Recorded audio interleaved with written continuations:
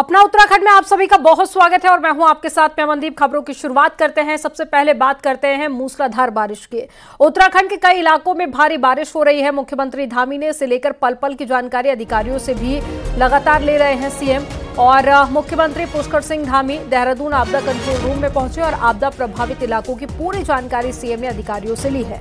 वहीं सीएम धामी ने अधिकारियों को अलर्ट पर रहने के निर्देश दिए और आपदा प्रभावित लोगों की फौरन मदद करने के लिए सीएम धामी ने अधिकारियों से कहा है।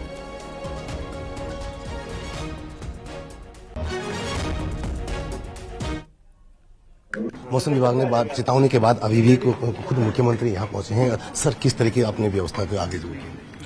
सभी को अलर्ट मोड में रहने के लिए कहा है और जो सरकारी जो हमारे नदी नाले हैं, नदियां हैं और बरसाती नाले हैं जो उफान पर आते हैं, उन सभी में कहा है कि जो है उन स्थानों पर रहने वाले लोगों को सुरक्षित स्थानों पर पहुंचाना है। और जो लोग आपदा पीड़ित हमारे जो सहायता शिविर हैं उनमें हैं, उनके लिए हर संभव सहायता करने के लिए कहा है कि आपदा से जो भी लोग प्रभावित हुए हैं उन सभी को जो भी सहायता हमारी अधिकतम हो सकती है सहायता करने के लिए कहा है। सर, केदार घाटी और टिहरी में नुकसान काफी हुआ है सर, कि इसको लेकर क्या कुछ? केदार घाटी और टिहरी में क्योंकि कल बादल फटा है, घलसाली क्षेत्र में पहले भी बूढ़ा केदार क्षेत्र में आपदा आई है। केदारनाथ के मार्ग पर अनेक स्थानों पर भूस्खलन हुआ है, तो वहां पर हमारी टीम पहुंची है और मैं स्वयं भी उसकी मॉनिटरिंग कर रहा हूं। साथ में वहां एसडीआरएफ, एनडीआरएफ जो लोग रास्तों में हैं उनको निकाल रहे हैं और जल्दी से जल्दी जो पुल इत्यादि बह गए हैं, सड़क का कनेक्ट अभी समाप्त हो गया, उसको जोड़ने का काम कर रहे हैं। सर, अगले 24 घंटे के लिए मौसम विभाग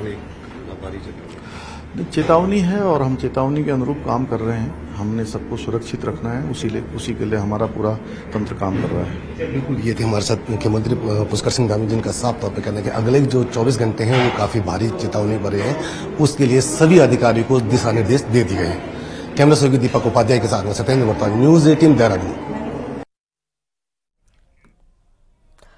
केदारनाथ के भीमबली में बादल फटने से भीषण तबाही मची है। बादल फटने के बाद में केदारनाथ यात्रा को स्थगित कर दिया गया।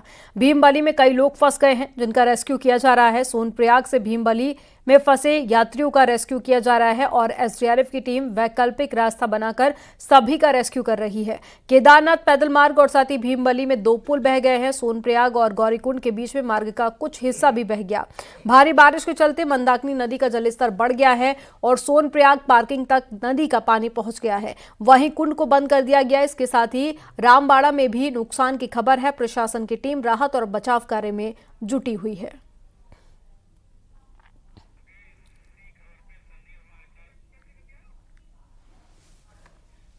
और ज्यादा जानकारी के साथ में संवाददाता संदीप प्रसाद जुड़ गए हैं। संदीप का रुख कर लेते हैं। संदीप, अभी क्या कुछ अपडेट मिल पा रही है? क्या सभी लोगों को निकाल लिया गया है और जो वैकल्पिक रास्ता बनाया गया है उसको लेकर क्या अपडेट है? क्या लोगों के लिए आवाजाही करना आसान हो गया है? जी बिल्कुल, आपको बता दें क्योंकि अब जिलाधिकारी रुद्रप्रयाग भी हेलीकॉप्टर के जरिए मौके पर पहुंच चुके हैं, बड़ी लिंचौली में पहुंच चुके हो और वहाँ पे लगातार वो भी रेस्क्यू में वहाँ पे मौजूद हैं। और आपको बता दूं कि वहाँ पर लगभग अभी तक जो कल रात की बात करें हम कि 200 के करीब वहाँ पे लोग फंसे, तो पहले उन्हीं को निकाला जा रहा है।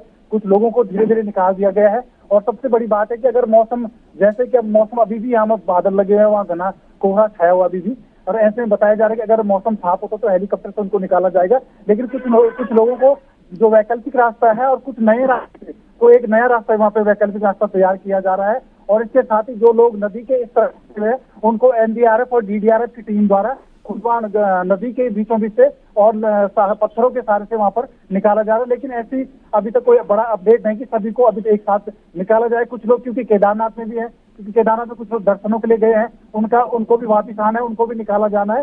लेकिन अपडेट सबसे बड़ा है कि डीएम मौके पर मौजूद है और रेस्क्यू में लगे हुए। जी, जानकारी देने के लिए बहुत शुक्रिया संदीप आपका।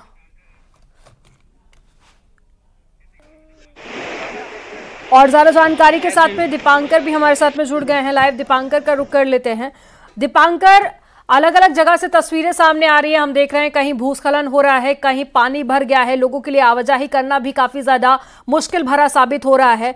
क्या अपडेट है? मौसम विभाग का क्या कहना है? कब तक हालात सामान्य हो जाएंगे? साथ ही मुख्यमंत्री खुद नजर बनाए हुए हैं, तो ऐसे में क्या तैयारी प्रशासन की तरफ से आप देख रहे हैं? हाँ बिल्कुल, जिन जगहों से हमने तस्वीरें दिखाई, खासतौर पर कल बहुत ज्यादा बारिश अलग अलग जिलों में यहां पर हुई है और मुख्यमंत्री अभी रुद्रप्रयाग और टिहरी का दौरा करने वाला है, जहां पर घनसारी खासतौर पर केदारनाथ रूट पे जो बहुत ज्यादा यहां पर टूट फूट हुई है, सोनप्रयाग, इसके बाद गौरीकुंड, इसके साथ जो पूरा रूट केदारनाथ का है वहां पर तमाम यात्री हैं। कल शिवरात्रि का दिन है, तमाम लोगों का जलाभिषेक करना है। कांग्रेस की यात्रा केदारनाथ के बिल्कुल नजदीक पहुंची है, उनकी यात्रा पर भी अब यहां ब्रेक लग रहा है। कांग्रेस के कुछ नेता सोनप्रयाग और गौरीकुंड इस वक्त पहुंचे। हमारे साथ इस वक्त रुद्रप्रयाग के प्रभारी मंत्री सौरभ बोगड़ा। सर, इस वक्त का अपडेट देखिए, जो कल बहुत भारी बारिश हुई है और उसके कारण जो सोनप्रयाग से 1 किलोमीटर आगे जो हमारा गौरीकुंड की तरफ ट्रैक रूट है, वहां पर हमारा पूरा जो ट्रैक रूट है वो वॉश आउट हो चुका है। कोई भी ह्यूमन कैजुअलिटी की अभी तक हमारे पास खबर नहीं है। हमारे डीएम, हमारी एनडीआरएफ, एसडीआरएफ सबकी टीम जो है वहां पर लगातार लगी हुई है और 100 लोगों को अभी तक हम वहां से सकुशल वहां से निकाल चुके हैं। रेस्क्यू का काम लगातार चल रहा है। हमारा जो वहां पे पावर स्टेशन था वो बह गया है और लगातार रेस्क्यू काम वहां पे चला रहे हैं। क्या अंदाजा लगाया जा रहा है कि कब तक ये चीजें नॉर्मल होंगी या क्या टाइम लगेगा, क्योंकि यात्रियों का मसला है और अभी फिलहाल यात्रा को होल्ड किया गया? ये देखिए, अभी बहुत जल्दी हो गई ये बताने की कब तक शुरू होगा, क्योंकि मल्टीपल लोकेशंस पे जो है वहां पर नुकसान हुआ है, तो उसका जायजा लिया जा रहा है, असेस किया जा रहा है। पहली प्रायोरिटी हमारी यात्रा को शुरू करना नहीं है, पहली प्रायोरिटी लोगों को सकुशल वहां से निकालना है। पूरे एडमिनिस्ट्रेशन और एनडीआरएफ, एसडीआरएफ, रेवेन्यू, हमारे डॉक्टर्स की टीम लगातार वहां पर लोगों को निकालने में सकुशल लगी हुई है। 100 लोगों की मेरे पास अभी तक खबर है कि वो वहां से निकाल लिए गए हैं और कोशिश कितना हो सकता है, कितने लोग वहां पर अभी फंसे हो सकते हैं? देखिए, कोई बहुत ज्यादा, जैसे मैंने आपको बताया कि कोई ऐसा ज्यादातर हमारा नुकसान प्रॉपर्टी का हुआ है। जैसे हमारा जो डॉर्मेट्री बनी थी घोड़े खच्चरों के लिए, एक साइड की डॉर्मेट्री बह गई है, एक हमारा पावर स्टेशन बह गया है और कोई ऐसी खबर नहीं है जिसमें कि लोग फंसे हुए हैं और उनको निकालने में बहुत ज्यादा तकलीफ हो रही है। ह्यूमन लाइफ का लॉस अभी तक नहीं आया है, कोई भी कहीं से भी खबर नहीं आई है।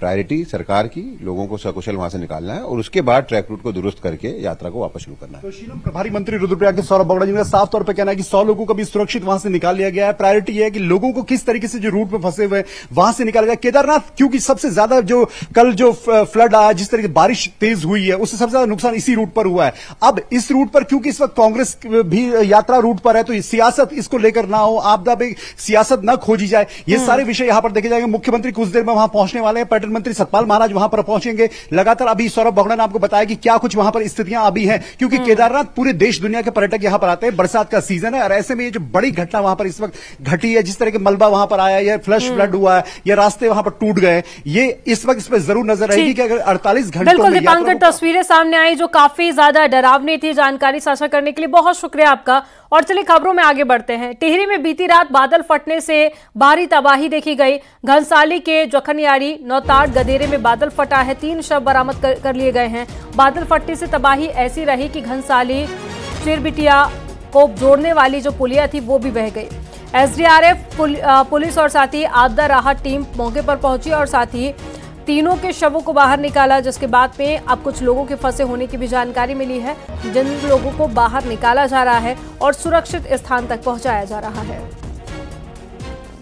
जखनियाली और मेलगांव के आसपास जो क्लाउड बस्ट हुआ था उससे जखनियाली में 3 जनहानि हुई है, 3 लोगों की डेथ हुई है और एक ही परिवार के हैं वो। उसके अतिरिक्त कुछ हम इंफ्रास्ट्रक्चर के डैमेज हुए हैं, जैसे कि एक ब्रिज यहाँ पर जो एक मेन हाईवे था हमारा, उसका ब्रिज डैमेज हुआ है और कुछ पशुहानि भी हुई है। बाकी जो हमारे राहत बचाव कार्य कल रात से ही लगातार चल रहे हैं और जो भी लोगों की आवश्यकता है, जो भी नीड है, उसको हम लोग अटेंड कर रहे हैं।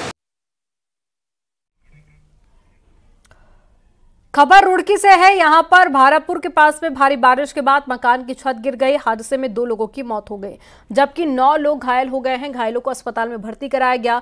पुलिस और प्रशासन की टीम मौके पर पहुंची और बारिश के बाद ये छत गिरी है। बहादुराबाद क्षेत्र का मामला है और देर शाम के बाद में हुई भारी बारिश के बाद राज्य में कई जगहों पर बर्बादी के हालात हैं।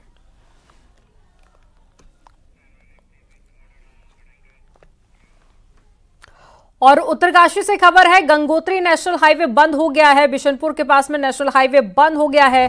पहाड़ी से पत्थर बोल्डर सड़क पर आए, जिसके चलते रास्ता बंद हुआ। रोड बंद होने से कई यात्री फंस गए हैं, जिन्हें निकाला जा रहा है। तो एक बड़ी खबर आपको बता रहे हैं, पत्थर और बोल्डर नीचे गिरने से रास्ता बंद हो गया है और पूरी तरह से रास्ता बंद हो गया। कुछ लोग सड़क के दोनों तरफ फंसे हुए हैं और साथ ही प्रशासन की टीम भी मौके पर मौजूद है और सभी फंसे लोगों को निकाला जा रहा है।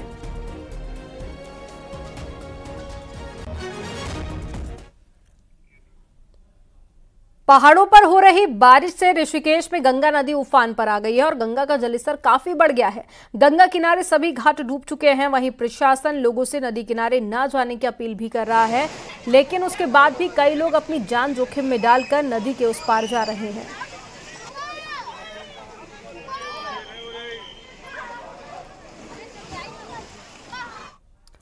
उत्तरकाशी में भी बारिश में कई जगह पर तबाही हुई है। बौन गांव में बरसाती नाला उफान पर आ गया और कई घरों में नाले का पानी घुस गया। इसके अलावा गाजुड़ा और बरसाली क्षेत्र में भी गदेरे उफान पर आने से किसानों की जमीन को भारी नुकसान हुआ है। दूसरी तरफ वरुणा घाटी में तेज बारिश के चलते कई घरों पर भूस्खलन का खतरा बना हुआ है।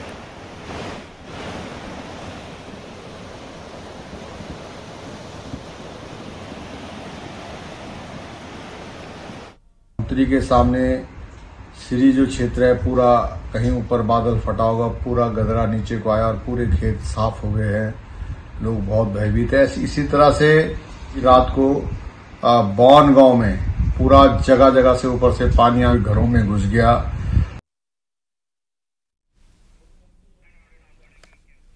अल्मोड़ा में भी बारिश ने तांड से जागेश्वर इलाकों में खासी तबाही हुई है। जागेश्वर मंदिर के पास में नाला उफान पर आ गया और नाले का पानी कई दुकानों में घुस गया। नाला उफान पर आने से डराने वाले हालात बन गए हैं। अब हालात ये है कि सड़क पर पानी आने लगा और दुकानों में भी घुस गया। वहीं अल्मोड़ा के कई अन्य इलाकों में भी बारिश से खासी तबाही मची है। बाड़ेछीना धौलछीना रोड पूरी तरह से बंद हो गया है। मूसलाधार बारिश के बाद में नाले सड़कों पर आ गए हैं और हाईवे पर गाड़ी चलाना तक मुश्किल हो गया है।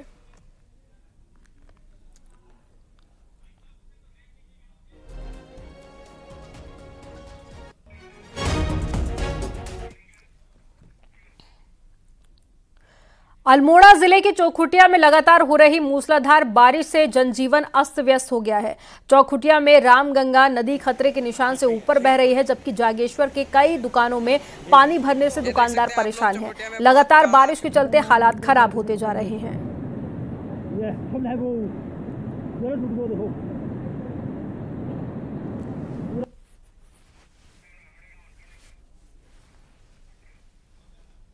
खबर हल्द्वानी से है, जहां पर कालाडूंगी के नाले में कार बह गई। कार सवार 2 युवक हालांकि बाल बाल बच गए। पहाड़ों में बारिश के बाद में नाले भी उफान पर आ गए हैं। कालाडूंगी पुलिस मौके पर पहुंची और बारिश के बाद में हालात लगातार खराब दिख रहे हैं। 2 तस्वीरें आपको दिखा रहे हैं। ये वही कार है जो कि नाले के तेज बहाव में बह गई थी। हालांकि कार तो पूरी तरह से क्षतिग्रस्त हो गई, लेकिन जो कार में 2 लोग सवार थे उन्हें सकुशल बचा लिया गया।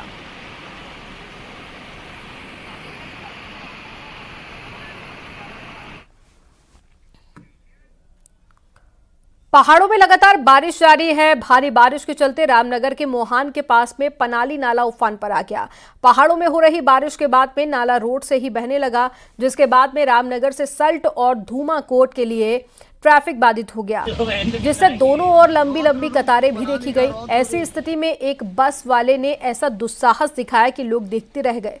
इस बस वाले ने उफनते नाले में बस उतार दी। हालांकि उसकी किस्मत अच्छी थी कि वहां से सकुशल बस को निकाल पाया, लेकिन ऐसे नालों को पार करने में कभी भी कोई बड़ा हादसा हो सकता है।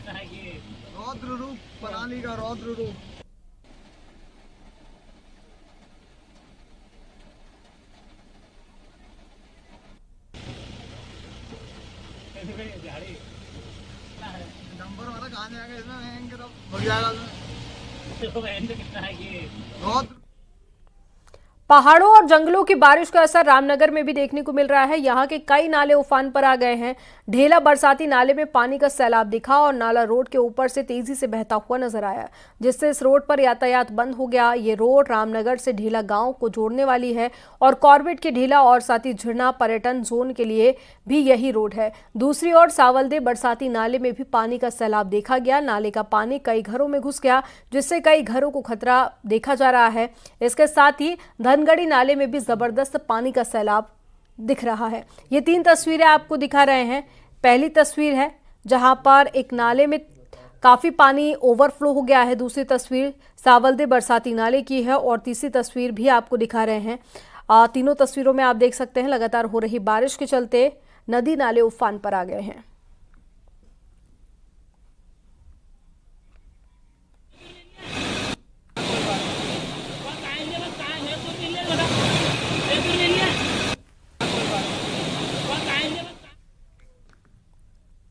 पिथौरागढ़ के गोरीपार इलाके में जमकर बारिश हो रही है और भारी बारिश के कारण यहां बड़े झरने बहने लगे हैं।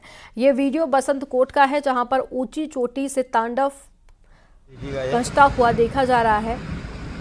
अब ये झरने को आप देख लीजिए, झरने का बहाव इतना तेज है कि नीचे मौजूद रोड को इसने अपनी चपेट में ले लिया है। बेहद ज्यादा डराने वाला ये वीडियो है। मोटर मार्ग ये देखिए,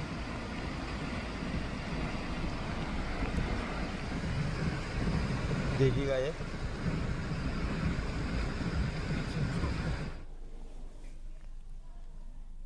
उत्तरकाशी के गंगोत्री धाम में गंगा का जलस्तर फिर बढ़ने लगा है और गंगा पूरी तरह से उफान पर नजर आई, जिससे गंगोत्री धाम में पुरोहित एक बार फिर से दहशत में आ गए हैं।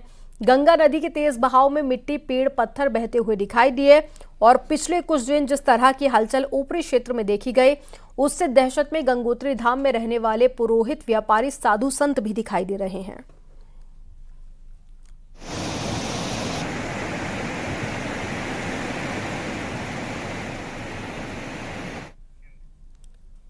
नौकरी की चाह में इंसान क्या कुछ नहीं करता, लेकिन कई बार ऐसी मुश्किल में फंसता है कि जिंदगी जहन्नुम तक बन जाती है। उत्तराखंड के कई युवाओं के साथ में ऐसा ही हो रहा है, जो नौकरी करने गए थे थाईलैंड की राजधानी बैंकॉक, लेकिन वहां से म्यांमार पहुंच गए और चीनी स्मैकर्स के हत्थे भी चढ़ गए और बना दिए गए इंटरनेट गुलाम। रिपोर्ट में आपको दिखाते हैं क्या है ये पूरा मामला। की इन्फॉर्मेशन के लिए हम लोग यहाँ पे म्यांमार में फंसे हुए हैं। मेवाड़ी एरिया है, मेवाड़ी में ये कंपनी है पहाड़ के ऊपर। कंपनी का नाम है योनशैंग बोल के। ये सारा डिटेल आपको मिल जाएगा। कंपनी का लोकेशन, कंपनी का छोटा वीडियो लिया है हमने, क्योंकि यहाँ पे हमारे फ़ोन सब छीन लिए हैं। ये एक पर्सनल फ़ोन से हम ये कर रहे हैं, तो जो भी हमसे हो सकता है हम लोग भेजेंगे। और दूसरी बात जो है, यहाँ पे तकरीबन 100 से 150 इंडियंस फंसे हैं। इसके अलावा दूसरे बहुत सारे कंट्रीज़ के लोग भी फंसे हुए हैं। यहाँ पे बहुत बेरहमी से ये लोग ट्रीट करते हैं, जानवरों से भी बदतर। हथकड़ियों में बांध के 24-24 घंटे अंधेरी रूम में बंद कर देते हैं। बेसमेंट में ब्लैक रूम बोल के वहाँ पे फंसा ये कर देते हैं और लटका के मारते हैं।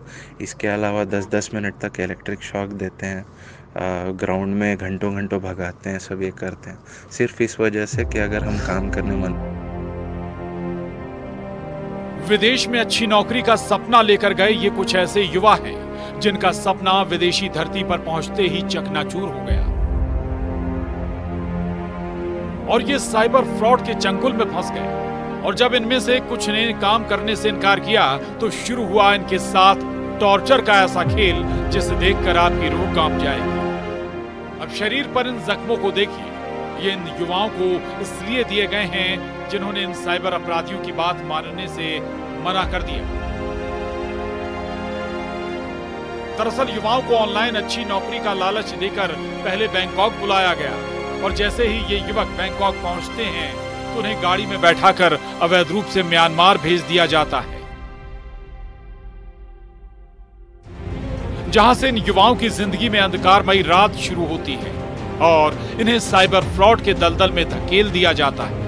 और इनकार करने वालों के जख्मों के निशान ही जुर्म की दास्तां कहने के लिए काफी है। बताया जा रहा है कि नर्क जैसी इस जगह पर सिर्फ उत्तराखंड के ही करीब 50 युवक फंसे हुए हैं, जबकि पूरे भारत के करीब 500 युवक हैं।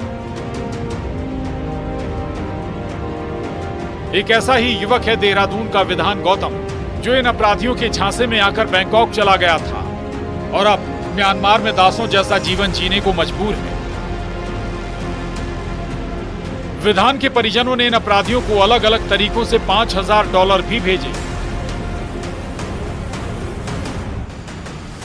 वहीं इस पूरे मामले पर न्यूज 18 ने उत्तराखंड सरकार के गृह सचिव शैलेश बगौली से बात करने की कोशिश की, लेकिन शैलेश बगौली ने बात करने तक से इनकार कर दिया। 21 मई को गया था मैं बैंकॉक बोल के, फिर वहाँ से उन लोगों को थाईलैंड लेके गए, वहाँ से उन लोगों को म्यांमार लेके गए बंदूक की नोक पे। फिर वहाँ पे उन लोगों के साथ मारपीट होने लगी। कह रहा था कि मम्मी $1000 डाल दो, आप किसी भी हालत में अभी कहीं ना कहीं से डाल दो। अब सर एक बात बताइए, रात को 8 बजे करीब हम $1000 कहाँ से डालें? इतना पैसा तो अमाउंट है होता नहीं किसी के पास। फिर क्या करते, हमने फिर इधर उधर से फ़ोन किया, फिर उन्होंने हमें पैसा दिया, तो फिर हम लोग ने बेटे को, चाइनीज लोगों को हमने कुछ गेम वगैरह होता है वो लेना पड़ता है बच्चे को। इस तरह से हमने $1000 दिया। पैसे का तो सर उन्होंने बहुत बार किया, क्योंकि टॉर्चर कर रहे और मार रहे बहुत। सब परिवार से सबसे पैसे मांग रहे हैं, $5000 की डिमांड कर रहे हैं वो लोग। मेरे बेटे को और सबको ऐसा कर रहे हैं कि जैसे रात को 3-3, 4-4 बजे मार रहे हैं, पीछे से मार रहे हैं और फोन करा रहे हैं। वहीं मामले में एसएसपी एसटीएफ का कहना है कि ऐसे 7 मामले सामने आ चुके हैं। इसके अलावा अन्य नौजवानों के म्यांमार में फंसे होने की आशंका है और इन सभी को स्वदेश लाने के लिए सुरक्षा एजेंसियों ने भारत की एम्बेसी से संपर्क किया है। साथ ही जांच में कुछ प्लेसमेंट एजेंसियों की भूमिका सामने आई है, जिन पर कार्रवाई की जा रही है। शिकायतें आई हैं, कुछ मुकदमे भी अलग अलग थानों में दर्ज किए गए हैं। इसमें 2 पहलू हैं। एक तो जो लोग बाहर चले गए हैं और जो फंसे हुए हैं उनको वापस लेकर आना है। इसके लिए एमएचए के माध्यम से और एमबीसी के माध्यम से प्रयास लगातार किए जा रहे हैं। कुछ लोग वापस आए भी हैं, रेस्क्यू भी किया जा चुका है। साथ ही जो दूसरा है पहलू, इसमें जिन एजेंट्स के माध्यम से गए थे उन लोगों पर लीगल कार्रवाई किया जाना, तो इसके लिए एफआईआर रजिस्टर की गई है और जल्द ही उन एजेंट्स पर भी कार्रवाई की जाएगी। नौकरी के नाम पर बंधक बनाने के पहले भी कई मामले सामने आए हैं, लेकिन अब साइबर अपराधी तैयार करने के लिए इन युवाओं का उपयोग किया जा रहा है। म्यांमार में फंसे ये सभी युवा सिर्फ इस आस में जी रहे हैं कि शायद उनके जीवन की ये अंधकारमयी रात कभी ना कभी खत्म होगी और वो अपने देश वापस लौट सकेंगे। न्यूज़ 18 के लिए देहरादून से सतेंद्र बर्थवाल की रिपोर्ट।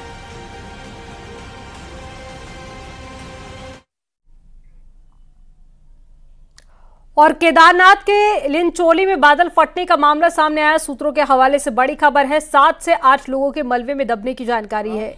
एक बॉडी भी बरामद की गई है, बाकी की तलाश जारी है। एसडीआरएफ की टीम छानबीन कर रही है। तस्वीरें आपको दिखा रहे हैं। 7 से 8 लोग हैं जिनके मलबे में दबे होने की आशंका जताई जा रही है। साथ ही एक बॉडी को भी बरामद किया है। और जरा जानकारी के साथ में सतेंद्र बर्थवाल जुड़ गए हैं। सतेंद्र, बताइए क्या अपडेट है, अभी क्या रेस्क्यू ऑपरेशन जारी है और साथ ही कितने लोगों को अभी बाहर निकाल लिया गया है? बिल्कुल अमनदीप, ये एक बड़ी खबर है क्योंकि देर रात जब क्लाउड बर्स्ट हुआ था केदारनाथ के जो पैदल ट्रैक पे, और वहां पे जो छोटी लिनचोली में देर रात भी कई सूचनाएं सामने आई थी। कई लोगों के वहां पे चिल्लाने की और इस टाइप की जो सूचना आई थी, यहां तक कि कुछ ऑडियो भी वहां से वायरल हुए थे। और अब जाकर ये एक सूचना सामने आ रही कि ये सूत्रों के हवाले से पूरी खबर है कि वहां पे जो देर रात जो क्लाउड बर्स्ट आया था उसमें 6 से 7 लोग उस क्लाउड बर्स्ट में जो मलबा में दबे हैं। ये भी जानकारी मिल रही है कि एक बॉडी बरामद कर दी गई है और अन्य 6 जो लोग हैं जो फिलहाल लापता बताए जा रहे हैं, मलबे में दबे बताए जा रहे हैं, उनको निकालने के लिए एसडीआरएफ की टीम वहां पे मौके पर रेस्क्यू अभियान एसडीआरएफ का शुरू हो गया। यहां तक अभी तक जो जानकारी मिली है उसमें यह भी है कि जो एक व्यक्ति है जिसका जो शव है वो जो निकाला गया है वो वहीं लोकल का है, और जो अन्य जो 6 लोग जो बताए जा रहे हैं वो यात्री थे और वो गाजियाबाद के ये पूरे लोग बताए जा रहे हैं। जी तो बिल्कुल रेस्क्यू ऑपरेशन जारी है। लगातार सीएम भी नजर बनाए हुए हैं पूरे मामले को लेकर।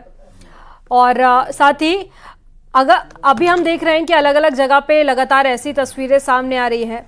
मौसम विभाग का इस पर क्या कहना है, कब तक हालात सामान्य हो सकते हैं? बिल्कुल अमनदीप, क्योंकि मौसम विभाग ने अगले 24 घंटे भी भारी से भारी वर्षा का अलर्ट जारी किया है। अगर हम बात करें अभी देहरादून में फिलहाल मौसम साफ है, लेकिन अगर पहाड़ों की बात करें तो पहाड़ों के कई जगहों पे अभी बारिश शुरू हो गई है, बारिश वहां पे चल रही है। और अगर हम बात करें कि एसडीआरएफ एनडीआरएफ की टीमें हर जगह तैनात है जहां सबसे ज्यादा बारिश की संभावना मौसम विभाग ने जताई है, क्योंकि किसी भी प्रकार की कोई भी घटना अगर सामने आती तो एसडीआरएफ की टीम और एनडीआरएफ की टीम यानी कि अगले 24 घंटे अभी खतरा बना हुआ है, क्योंकि मौसम विभाग का कहना है कि अगले 24 घंटे में भारी बारिश हो सकती है।